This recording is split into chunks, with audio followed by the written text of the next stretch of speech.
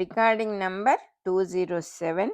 చతుర్థ స్కంధము second part, అంటే 4వ స్కంధంలో సెకండ్ పార్ట్లో మనం ఇప్పుడు 721 పద్యం దగ్గర నుంచి వివరంగా చెప్పుకోబోతున్నాము. బ్రహ్మదేవుడు ఇంకా కూడా తన కొడుకులు నలుగురిని పక్కనే కూర్చోబెట్టుకొని భగవంతుణ్ణి శ్రీమన్నారాయణమూర్తిని ఇంకా కూడా ఇలా సంబోధించి ఆయనతో ఇంచుమించుగా మాట్లాడుతూ ఉన్నాడు. మనం కూడా భగవంతుడితో మాట్లాడటము అనేది గనక అలవాటు చేసుకుంటే అందులో జరిగేటటువంటి శుభం ఎక్కడా జరగదు. భగవంతుడితో ఏదో కర్పూరం వెలిగించి చూపించి పక్కకి వెళ్ళిపోతాం, కానీ మనకందరిలోకి ఆప్తుడు ఆయనే. అటువంటి భగవంతుడితో చక్కగా ప్రతి విషయం ముచ్చటించుకోవచ్చు. తండ్రి ఇవాళ ఇలా జరిగింది, తండ్రి ఈరోజు ఇలా జరిగింది, నువ్వే సహాయం చేయాలి, నువ్వే వెనకాలన్నావు దీనికని నాకు తెలుసు. ఈ రకంగా ప్రతిదీ భగవంతుడితో షేర్ చేసుకోవటం, ప్రతిదీ భగవంతుడితో మాట్లాడుకోవటం అనేది మన జీవితంలో చాలా ఉపకారం చేస్తుంది. అది అలవాటు చేసుకోవాలి మనం. ఆ జరిగేటటువంటి ఫలితాలు ఎట్లా ఉంటాయి అని చేసి చూడాల్సిందే కానీ చెప్పే విషయం కాదన్నమాట. తన యందు భాగంగానే మాయ వేరవటం, మళ్ళీ తనలో ఇమిడిపోవటం అనే రెండు భావాలు మానవులందరికీ కూడా మళ్ళీ మళ్ళీ ఒకదాని తర్వాత ఒకటి కలుగుతూ ఉంటాయి అన్నారు. అదేమిటి? మనిషికి మాయ తనలో ఇమిడిపోతూ ఉంటుందిట, మళ్ళీ విడిపోతూ ఉంటుందిట. అది ఏమిటది అంటే, మనం నిద్రపోయేటప్పుడు మనకు ఏ మాయ ఉండదు, మన లోపలికి వెళ్ళిపోతాయి మొత్తం ఇంద్రియ సంబంధమైన సృష్టి సంబంధమైన విషయాలన్నీ మన గురించి, మనం ఇంకో ఇతరులు అని అనుకుంటూ ఉన్న ఈ సృష్టి గురించి మొత్తం భావాలన్నీ కూడా లోపలికి వెళ్ళిపోతాయి, ఏమీ ఉండవు. అప్పుడు మనలో మాయ ఇమిడిపోయింది అని చెప్పచ్చు. అదే రకంగా మళ్ళీ నిద్ర లేచినప్పటి నుంచి అన్ని బయటికి విపరీతమైన స్పీడ్లో వచ్చేస్తాయి. మనం ఊహించలేనంత స్పీడ్తో జ్ఞాపకాలన్నీ బయటపడతాయి. మనం సో అండ్ సో అని, మనదని, మన ఇల్లని, మన వాకిలని, ఇది అది అని చెప్పడానికి వీలేదు, కానీ అది కూడా గమనించలేము మనం. ఓహో, ఈ జ్ఞాపకం అనేది రాత్రిపూట ఉండట్లేదు కదా, లేవంగానే మొత్తం ఇదంతా బయటకు వస్తోంది కదా, ఇదంతా నా మనస్సుకు నేను పుట్టినప్పటి నుంచి ఫీడ్ చేస్తూ ఉన్నటువంటి, కంప్యూటర్కి ఫీడ్ చేసినట్టుగా ఫీడ్ చేస్తూ ఉన్న జ్ఞానమే కదా అని మనం ఎప్పుడు కూడా గమనించకుండా జీవిస్తూ ఉన్నాము. అది చెప్తూ ఉన్నారు ఇక్కడ. ఏం జరుగుతోందిట? మాయ మనలో లీనమైపోతుంది, మళ్ళీ మాయ బయటకు వస్తుంది. దానివల్ల ఏం జరుగుతోందిట? అనేక సార్లు సృష్టి జననము, వృద్ధి, లయము కలుగుతూ ఉన్నాయి అని చెప్తూ ఉన్నాడు బ్రహ్మదేవుడు. అనేక సార్లు సృష్టించబడుతోంది, అనేక సార్లు స్థితిగా ఉంటుంది, మళ్ళీ లయమైపోతుంది, మళ్ళీ సృష్టించబడుతోంది. ఎంత సింపుల్గా చెప్పారు. మనం నిద్ర లేచినప్పటి నుంచి సృష్టి, స్థితి, తర్వాత నిద్రలో లయము, మళ్ళీ లేచినప్పటి నుంచి సృష్టి, స్థితి, అది జరుగుతూనే ఉన్నాయి కంటిన్యూస్గా. ఈ స్థితులన్నిటికీ కూడా ఈశ్వరుడవైన నువ్వే కదా ఆత్మస్వరూపుడవు, ఆత్మస్వరూపుడివై ఇవన్నీ కూడా నడిపిస్తూ ఉన్నావు. లేకపోతే ఇది జరగటం ఎవరి వల్ల సాధ్యం కాదు, ఏ ఒక్కరూ దీనికి రెస్పాన్సిబుల్ కాదు అని చెప్తూ ఉన్నాడు ఆయన బ్రహ్మదేవుడు. యోగస్థితిలో నిశ్చలంగా ఉండగలిగిన వాళ్ళు ఎంతో శ్రద్ధతో నిన్ను తలుచుకుంటూ నీ పనిలాగా ఎన్నో పనులు చేస్తూ ఉంటారు వాళ్ళు ఈ సృష్టి కోసం. నీ అస్తిత్వంతో కూడిన వారై అంటున్నారు. అంటే నిన్ను కలుపుకొని, స్వామి నువ్వే చేయిస్తున్నావు నా చేత, ఈ శరీరం నీదే, ఈ ఊపిరి నీదే, ఈ ప్రాణం ఇచ్చిన వాడివి నువ్వే, ఈ ఇన్స్పిరేషన్ ఇచ్చిన వాడివి నువ్వే, నా చేయబట్టుకొని చేయించేవాడివి నువ్వే అనే భావంతో ఎంతోమంది ఎన్నో పనులు చేస్తూ ఉన్నారు. వాళ్ళ హృదయాల్లో ఏ సంకల్పం వచ్చినా సరే అది నీ రూపమే అని తెలిసి యజ్ఞార్థంగా జీవిస్తూ ఉన్న వాళ్ళు ఎంతోమంది ఉన్నారు. వాళ్ళే వేదంలో, శాస్త్రాల్లో మర్మమంతా కూడా తెలుసుకున్న వాళ్ళు.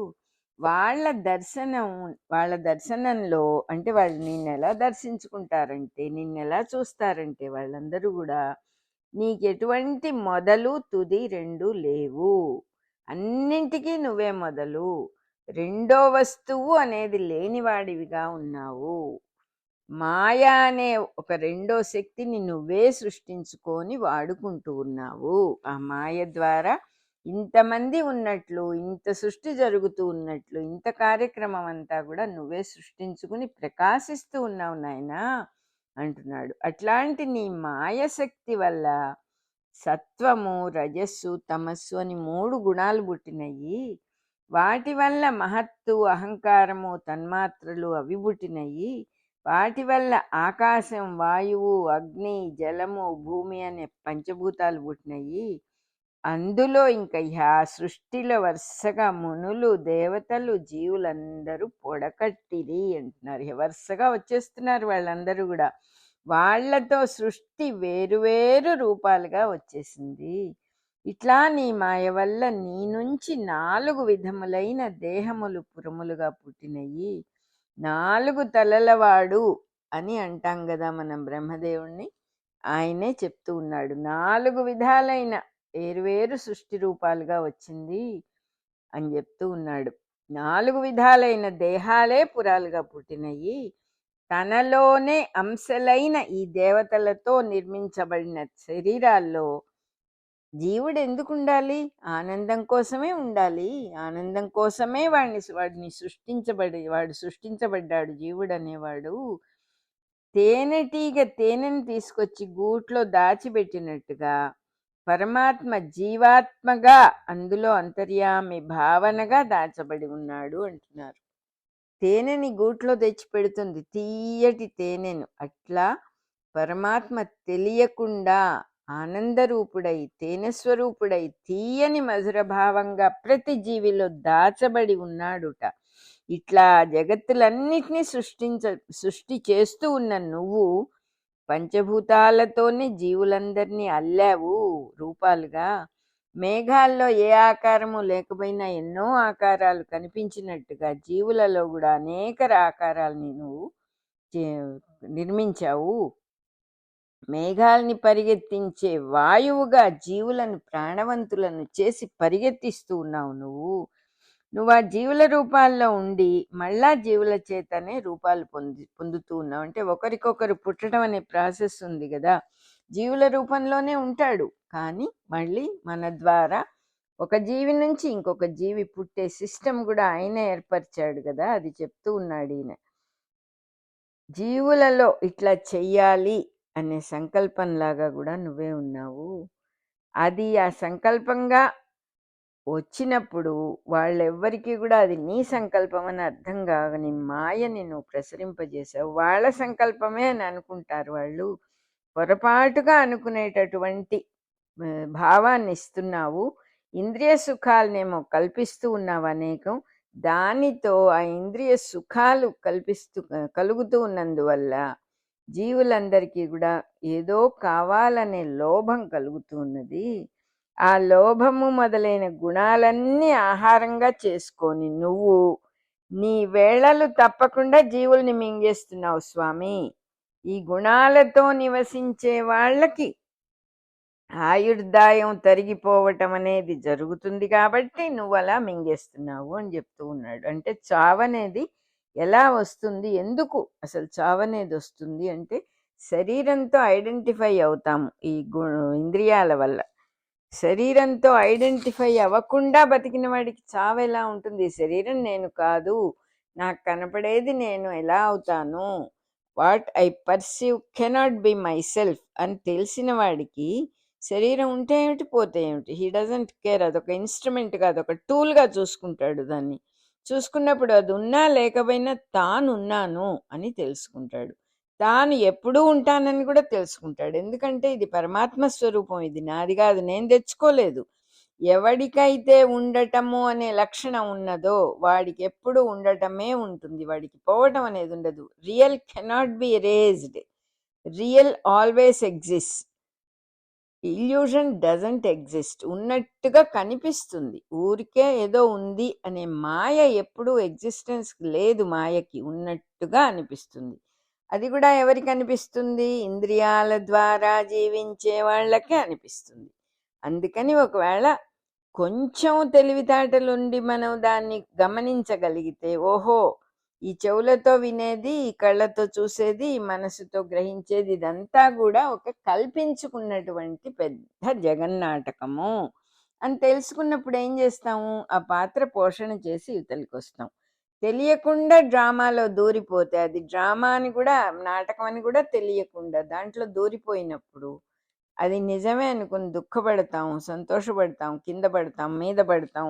స్థిమితం ఉండదు. మనం ఎవరమో మనకే తెలియనటువంటి స్థితి. అటువంటి స్థితిని ఆ మాయ వల్ల భగవంతుడు మనకి కల్పించాడు. అందువల్ల ఏమవుతోంది? ఆయన ప్రోగ్రాం పర్ఫెక్ట్గా జరుగుతోంది. మనకి ఆశలు పెట్టాడు, ఆశలకి లొంగిపోతూ ఉన్నాము. ఆ ఆశలకి లొంగిపోయినప్పుడు చక్కగా మనల్ని మన టైం అయిపోయిందని చెప్పి శరీరాన్ని వాడుకున్నావు కదా. శరీరం అనేది పర్మనెంట్ కాదు. శరీరానికి ఒక మ్యానుఫ్యాక్చరింగ్ డేటు, ఎక్స్పైరీ డేటు రెండు ఉంటాయి. కాబట్టి ఎక్స్పైరీ అయిపోయింది నాయన, ఇంకా ఇది నీకు పని చెయ్యదు, తీసుకెళ్ళిపోవాలి అని తీసుకెళ్ళిపోతాడు. ఆ సిస్టమ్ అంతా ఇన్బిల్ట్గా పెట్టేసుకున్నాడు ఆయన.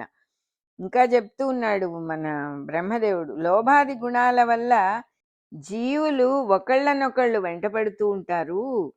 ఆ వెంటబడటం అనేది వెంటపడటము అంటే కూడా అర్థం ఏమిటంటే, ఒకరిని గురించి ఇంకొకరు భావించకుండా ఉండరు అసలు. అలా భావనల్లో ఉండేవాడికి వయస్సు రూపంలో ఆయుర్దాయం కరిగిపోతూ ఉంటుంది. నీ లోపలికే పరిగెత్తుతూ ఉన్నారు వాళ్ళు.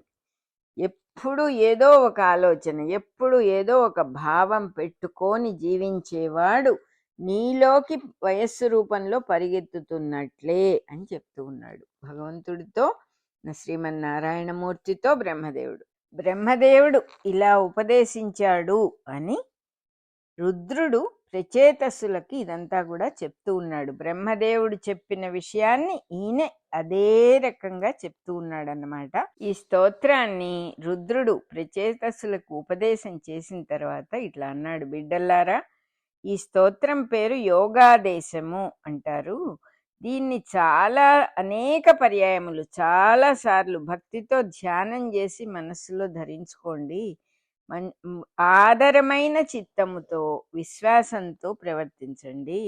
ఇది ఫలించాలంటే ఎవరి పని వాళ్ళు చేసుకుంటూ ఉండాలి, స్వధర్మం చేసుకుంటూ ఉండాలి. అదే భగవంతుడి పని అని ఆసక్తితో ఏ పని చేసినా ఆ పని భగవంతుడి పనే అని ఆసక్తితో మళ్ళీ ఇదంతా కూడా జపించుకుంటూ సర్వజీవుల క్షేమం కోసం ప్రయత్నించాలి. దీన్ని యోగాదేశము అని అంటారు. భగవంతుణ్ణి జపం చేసుకుంటూ, ఆయన యొక్క రూపాన్ని అనేక రకాలుగా వర్ణించాడు కదా బ్రహ్మదేవుడు. ఆ రూపాన్ని జపం చేసుకుంటూ సర్వజీవుల క్షేమం కోసం ప్రయత్నం చేయాలి. జీవులందరినీ దేవుడి రూపాలుగానే ధ్యానం చేయాలి. మీలో సద్భక్తిని పుట్టించేవాడు ఎవడైతే ఉన్నాడో అతడే మీ రూపము అని తెలుసుకోవాలి. రాజకుమారులారా, పురుషులందరిలో కూడా ఈశ్వరుడుగా ఉన్న పరమ పురుషుణ్ణి ఎలా స్తోత్రం చేయాలో మీకు ఆదరంతో నేను ఉపదేశం చేశాను. మీరు మంచి భక్తితో, సద్భక్తితో, ఏకాగ్రతతో భజించండి ఆ పరమాత్మని. ఈ స్తోత్రం మీ ప్రవర్తనగా మలచుకోండి. అప్పుడే మీకు జపమంతా కూడా మీరు చేసే జపమంతా తపస్సు అయిపోతుంది. పవిత్రములైన మీ కోరికలన్నీ సిద్ధిస్తాయి. కావలసిన పూనిక ఏర్పడును అంటున్నారు. పూనిక అంటే ఒక స్థిర నిశ్చయం కలిగి మనకి ఏ పనన్నా చేయటానికి అది ఎలా చేయాలో అంతా ఆ జ్ఞానం అంతా కూడా విప్పారుతుంది అన్నమాట.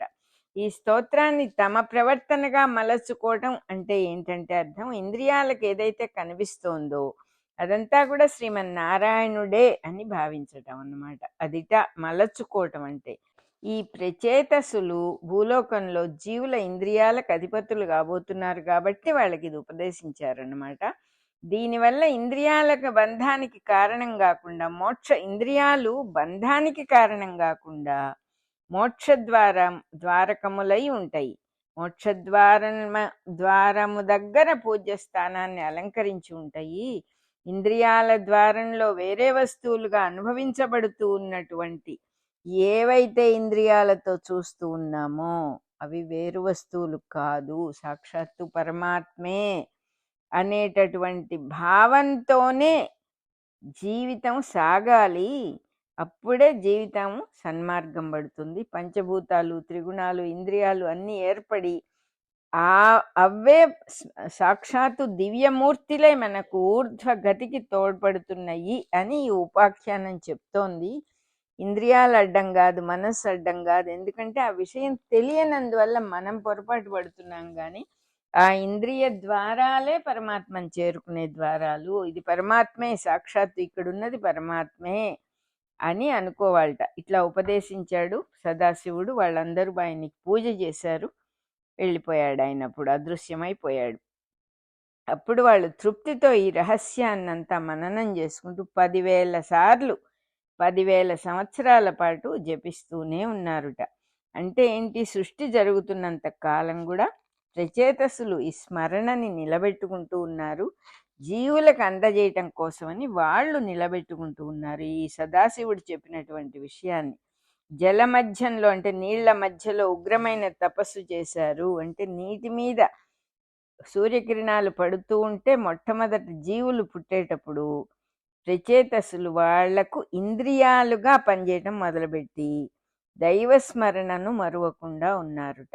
బ్రహ్మ సృష్టించిన నీళ్లే ప్రాణాలుగా ప్రచేతసులందరూ కూడా తపస్సు చేసి జీవుల ఇంద్రియ స్వరూపులై మెలగుతూ ఎంతో సృష్టికి సహాయం చేస్తూ ఉన్నారు. ప్రచేతసులనబడే వాళ్ళే మన ఇంద్రియ స్వరూపులు అని చెప్పి చెప్తూ ఉన్నారు.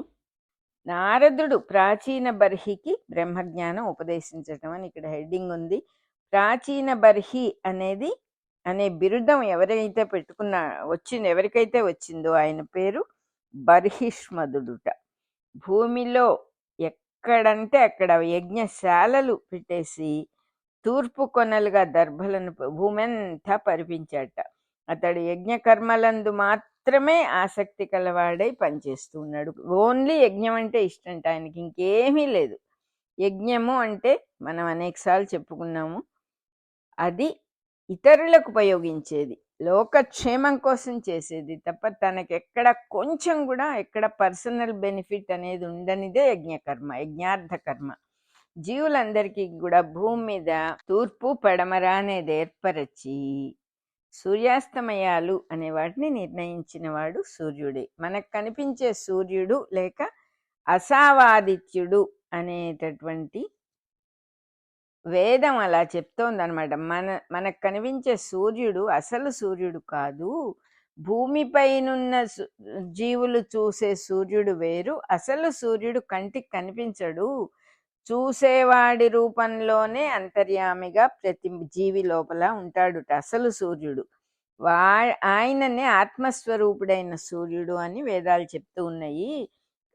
కంటికి కనిపించే సూర్యుడు ప్రతిబింబం, ఒక రిఫ్లెక్షన్ మాత్రమే. అసలు సూర్యుడేమో ఆదిత్య లోకంలో ఒక తెలివిలాగా వెలుగుతూ ఉంటాడు. మనలో ఉన్న తెలివి, ఒక విషయం చదివినా విన్నా అర్థం చేసుకునే తెలివి, దాని అంతటికి కారణం ఆ సూర్యుడు వెలిగేట. కంటికి కనిపించే సూర్యుడేమో రుద్రలోకంలో ఉంటాడుట. ఇతనినే ఈ కథల్లో ప్రాచీన బర్హి లేకపోతే బర్హిష్మదుడు అని వ్యాసుల వారు వర్ణించారు. ప్రాచీన బర్హి అంటే సూర్యోదయము సూర్యాస్తమయము ఏర్పడటం వల్ల భూమి మీద జీవులు పుట్టి తమ పనుల మటుకే వాళ్ళు చేసుకుంటూ ఉన్నారు. అట్లా జరుగుతోంది.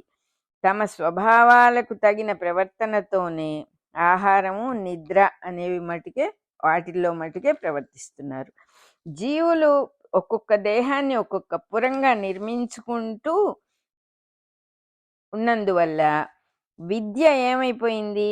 కామస్వరూపంగానే ఉంటుంది. విద్య అనేది ఎందుకు ఉపయోగిస్తుందంటే శరీరాలను నిర్మించుకుంటున్నారు, తింటున్నారు, పడుకుంటున్నారు, అంతకంటే ఇంకేం లేదు. అయితే ఈ జనన మరణాలకు ఏమిటి అసలు ఉపయోగం? ఇంత గొప్ప సృష్టిలో పుడుతూ చస్తూ ఉంటే ఏమిటి అంటే అంతర్యామిని తెలియటమే దీనికి, అది అంతర్యామిని తెలుసుకోవటం అనే జ్ఞానమే దీనికి అవసరమైంది. ఇక జ్ఞానాన్ని ఎలా పొందాలి అనే అవసరం వచ్చింది. అప్పుడు ప్రాచీన బర్హె జీవుల రూపంలో కర్మ ప్రవర్తకుడయ్యాడు అని అర్థం అన్నమాట. ఆధ్యాత్మ రహస్యం తెలిసిన నారదుడు అతని మీద దయతో, ప్రాచీన బర్హి మీద దయతో అక్కడికి వచ్చాడనమాట. ఆ ఆ రాజుగారికి జ్ఞానం ఉపదేశించాలని చెప్పి ఇలా చెప్పాట నారదుడు. రాజా, ఈ సృష్టి యజ్ఞకర్మము అనే మాట నిజమే. నారాయణుడు గాని, బ్రహ్మ గాని, ప్రజాపతులు గాని, మనువు గాని, దేవతలు గాని ఏ ఫలితాన్ని ఆశించకుండానే విస్తరింపజేశారు కాబట్టి ఇది యజ్ఞార్థ కర్మే. కానీ దీనికి తగిన జ్ఞానం గనక పుట్టకపోతే నువ్వు ఏదైతే లోకశ్రేయస్సు అని అనుకుంటున్నావో దానికి విఘ్నాలు కలుగుతాయి. ఈ సృష్టిలో మనం కోరిన వాటితో పాటు కోరకూడని ఫలితాలు కూడా వస్తూ ఉంటాయి. వాటిని తొలగించుకోవాలంటే జ్ఞానం చాలా అవసరము. మోక్ష విద్య లేని నాడు సృష్టి కర్మ అంతా కర్మబంధంగా అయిపోతుంది. పుట్టడానికి చావటానికి మధ్యలో అనేక అవసరాలు కలుగుతాయి. ఆహారము, దానికోసం రుచులు, ఆసక్తులు, ఇంద్రియాల వైపు పరిగెత్తి వెళ్ళిపోవటం, వాటి కోసం ప్రయత్నాలు జరగటం, ఫలితాలతో బద్ధుడవటం, ఒక ఫలితం కోసం పని చెయ్యటం. అట్లా జరిగినప్పుడల్లా జీవుడు కష్టసుఖాలతో జీవించాల్సి వస్తుంది. ఇట్లా జరగకుండా ఉండాలి అంటే బ్రహ్మజ్ఞానం ఎంతో అవసరము. దానివల్ల అదే జీవితం తనది కాదు అని తెలిసి భగవదర్పితంగా నడుపుకోవటం అలవాటు అవుతుంది. ఈ జీవితం నాది కాదు, ఇది భగవంతుడు ఇచ్చింది అని భగవంతుడికి అర్పించుకుంటూ బతకటం అలవాటు అవుతుంది. పుట్టటం, మొట్టమొదటి శ్వాస పీల్చటం మనకు ప్రసాదించబడినాయి, కానీ అందులో మన ప్రజ్ఞ ఏమీ లేదు కదా, మనం సాధించి తెచ్చుకున్నవి కాదు కదా అని తెలుస్తుంది. దాంతో జీవితం మనం ఆనందించటానికి ఏర్పడిందే గాని మనది కాదు అని తెలుస్తుంది అని చెప్పి చెప్తూ ఉన్నారు. అట్లాగే అట్టి జ్ఞానమే బ్రహ్మ విద్య. ఆ విషయం తెలియటమే, ఆ జ్ఞానమే బ్రహ్మ విద్య అని చెప్పాడు. దేహము, మనస్సు, ఇంద్రియాలు ఎప్పుడైతే ఉన్నాయో ఇష్టాలనే పాపం పుడుతుంది అక్కడ. వాటి వల్ల ఫలితాలు మొలకలెత్తుతూ ఉంటాయి. ఫలితం ఏమిటి, దీనివల్ల ఫలితం ఏంటి, దీనివల్ల నాకు ప్రయోజనం ఏంటి, నాకేంటి అనేటటువంటి పాప బీజాలన్నీ మొలకలెత్తుతాయి ఇష్టాల వల్ల. కామక్రోధాలే రజోగుణం వల్ల దేహము అనే యంత్రంలో అనేక దుష్ట సంస్కారాల్ని పుట్టిస్తాయి.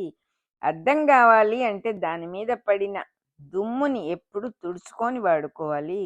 దీపం కావాలంటే నూనె పోయాలి, కొడి తుడుచుకుంటూ పొగచూరిన భాగాల్ని శుభ్రం చేసుకుంటూ ఉండాలి. జన్మ కావాలంటే మావి పొరలు, పిండం వర్ధిల్లటానికి పుట్టక తప్పదు. ఇట్లా ఎప్పుడు కూడా దేహదారులు పరిశుభ్రం చేసుకోవాల్సిన దానినే పాపము అంటారు అని భగవద్గీతలో కృష్ణుడు కూడా చెప్పాడు కదా అంటున్నారు. ఈ మాటలు విని ప్రాచీన బర్హి నారదుడితో ఇలా అన్నాడు: మునీంద్ర, నీవు హెచ్చరించేదాకా నాకు ఈ విషయమే తట్టలేదు. నేను కేవలం కర్మ మీదే, పని మీదే ఆసక్తి పొంది ఉన్నాను. అసలు జ్ఞానాన్ని వదిలేశాను, మోక్షమును ఎరగని వాడనైపోయాను. నిర్మలము, కర్మబంధ వినాశము అయిన జ్ఞానాన్ని నీవు నాకు దయతో ఉపదేశించు.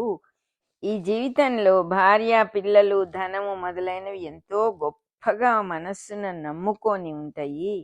వాటి కోసం తీరుబడి లేకుండా తిరిగే మతి లేని వారు ఎక్కువ మంది పుడుతూ ఉన్నారు. వాళ్ళు సంసార మార్గాల్లో గిరా గిరా గిరా తిరుగుతున్నారు, మోక్షాన్ని పొందలేకపోతున్నారు. ఇక్కడ గృహాలు అంటే దేహాలు అని అర్థం. సృష్టి అభివృద్ధి చెందటం కోసం బ్రహ్మ ఆజ్ఞ వల్ల దక్షుడు మొదలు ప్రాచీన బర్హి దాకా వాళ్ళందరూ యజ్ఞాలు చేశారు, అనేక శరీరాల్ని కల్పించారు. అందులో పురుషుడు జీవుడుగా దిగి వచ్చాడు. దేహాల్లో త్రిగుణాలు, పంచభూతాలు, ఇంద్రియాలు, మనస్సులన్నీ కల్పించారు ఒక్కొక్క దేహంలో. వాటన్నిటికీ అధిదేవతలుగా ఇంద్రాది దేవతలు యజ్ఞశాల అయిన దేహంలోకి ఆహ్వానించబడ్డారు. అందరినీ ఏదైతే శరీరంగా మనం అనుకుంటూ ఉన్నామో అదొక పెద్ద యజ్ఞశాల. ఆ యజ్ఞశాలలోకి దేవతలందరినీ ఆహ్వానించారు. కానీ త్రిగుణాదులు ప్రకృతి యొక్క మారు రూపాలు కాబట్టి జీవులందరూ ఒక్కటిగా ప్రకృతిలో చిక్కుకొని, కానీ త్రిగుణాలనేవి ప్రకృతికి వేరే రూపం కాబట్టి ఈ జీవులందరూ కూడా త్రిగుణాల్లో ఇరుక్కుపోయారు. వాళ్ళు ఏం చేస్తున్నారు, ప్రకృతిలో చిక్కుకుపోయి ప్రతివాడు తనకొక పర్సనల్ నేచర్ అనేది ఏర్పరచుకున్నారు. ఎవరి స్వభావాన్ని బట్టి వాళ్ళు ప్రవర్తిస్తారు. ఎవరి ప్రవర్తనలే వాళ్ళకి కర్మబంధాలై బంధిస్తూ ఉన్నాయి. ఈ బంధం నుంచి బయటికి రావాలి అంటే జ్ఞానం తెలియాలి. ఇట్లాంటి జ్ఞానాన్ని మంచి పనులు సత్కర్మలు ఆచరించే విధానంతోనే కలుగుతుంది కానీ కర్మలే జ్ఞానం కాదు. ఏ పని చేస్తున్నామో ఆ పనులు జ్ఞానం కాదు. అది తెలిసి చేసినప్పుడు అది జ్ఞానం అవుతుంది. అన్నం వండినంత మాత్రం చేత భోజనం అవ్వదు కదా. బ్రహ్మ విద్య అనే జ్ఞానాన్ని జీవుల రూపంలో ఉన్న ప్రాచీన బర్హి అనే ప్రభువుకు నారదుడు ఉపదేశిస్తున్నాడు. రాజా, నువ్వు చేసిన యజ్ఞముల్లో నిర్దాక్షిణ్యంగా ఎన్నో వేల పశువులు చంపబడ్డాయి. శరీరాలు యజ్ఞార్థమై కల్పించినప్పుడు జీవులు నిలవటానికి శరీరములు ఆధారముగా చంపి తినబడతాయి కదా. ఎలుకను పిల్లి, పిల్లిని కుక్క తినటం సహజము. జంతువులను చెట్లను మానవుడు తింటాడు. ఇట్లా దేహాలు జీవులకు ఆహారంగా చంపబడటం అనేది పశుహింసతో కూడిన పని. దేహకల్పన అనే యజ్ఞంలో ఇది తప్పనిసరి. దీనికి పరిహార మార్గానికి జ్ఞానం తెలియాలి. జ్ఞానము అనే ప్రయోజనం కోసం శరీరాల్ని నిలుపుకోవటమే సరి అయిన మార్గం. ఒక్కటే ప్రయోజనం, శరీరం నిలవడానికి జ్ఞాన సముపార్జన. అందుకోసం శరీరం ఉండాలి. అటువంటి జీవి ఆహారాన్ని స్వీకరిస్తే తప్పు లేదు. వేరే వేరే పనులు చేయటానికి ఆహారాన్ని స్వీకరించి ఈ శరీరాన్ని నిలబెట్టుకుంటే కర్మ బంధం ఏర్పడి మళ్ళీ మళ్ళీ పుట్టాల్సి వస్తుంది అని చెప్తూ ఉన్నాడు. ఒక్క బ్రహ్మ విద్య యందు ఆసక్తితో ఉన్నవాడు వాడికి మటుకే ఆహారాన్ని తీసుకోవటంలో తప్పు లేదుట. జీవుల శ్రేయస్సు కోసం పనిచేసేటటువంటి జీవులు దేహాలు నిలవటానికి ఆహారం తింటే హింస అనే కర్మబంధం ఉండదు. జీవుల కోసం వాళ్ళకి సహాయం చేయటానికి, వాళ్ళకి సేవ చేయటానికి ఎవరైతే ఉంటారో వాళ్ళు కూడా ఆహారం తినొచ్చు. వాళ్ళ కర్మబంధం ఉండదు. లోక శ్రేయస్సు కోసం పనిచేసే జ్ఞానం దాన్ని ఆచరించినప్పుడు చక్కగా ఆహారం కోసం జంతువుల్ని చంపినా వృక్షాలని చంపినా బంధం కలగదు. అట్లా కాకుండా తన రుచి కోసం, తన కుటుంబ వ్యక్తుల ఉదర పోషణ కోసం చంపబడేవి, వినోదానికి చంపబడేవి తప్పకుండా హింస అనే పాపం మూట కట్టుకున్నట్టే అవుతుంది.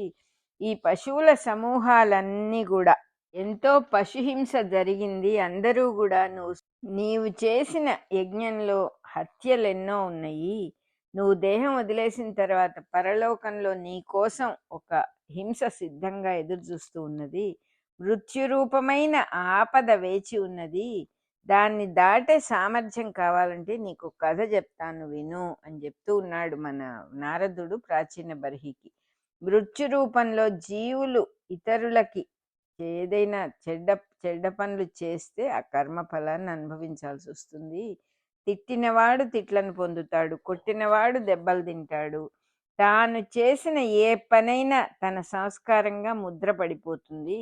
దేహం వదిలేసిన తర్వాత ఆ సంస్కారమే తన మీద ప్రభావాన్ని చూపిస్తుంది. ఆహారం కోసం చంపిన వృక్షాలు, జంతువులు పొందిన బాధలన్నీ మనం చనిపోయిన తర్వాత మనం పొందాల్సి వస్తుంది. పరోపకారమైన లోక శ్రేయస్సుకు శరీరాన్ని గనక వినియోగించుకుంటే ఆ శరీరాన్ని నిలబెట్టడానికి ఏదైనా హింస జరిగినా అది భగవంతుడితో యజ్ఞార్థంగా సమర్పించిన శరీరం కాబట్టి దానికి ఏమీ ఉండదు కానీ, హింస ఉండదు. కానీ తన కోసం జీవిస్తూ హింస ఉన్నవాడికి ఆహారం తీసుకున్నా కూడా హింసే. మానవుని హత్య చేస్తే ఉరి తీస్తారు, యుద్ధంలో ఎంతమందిని చంపినా శిక్ష లేదు. ఇదే మనకి ప్రూఫ్ అన్నమాట. ఇతరుల వస్తువులు తీసుకెళ్తే దండిస్తారు, దొంగతనం అంటారు. వెల ఇచ్చి కొంటే దండించరు. అంటే చెల్లించిన వెల, మనం ధర ఇచ్చింది వస్తువైనా ఇంకొకళ్ళకు ఉపయోగిస్తుంది కాబట్టి అది యజ్ఞార్థం. దాన్ని చెల్లించటంలో దొంగతనం అనే ప్రాబ్లం రాదుట.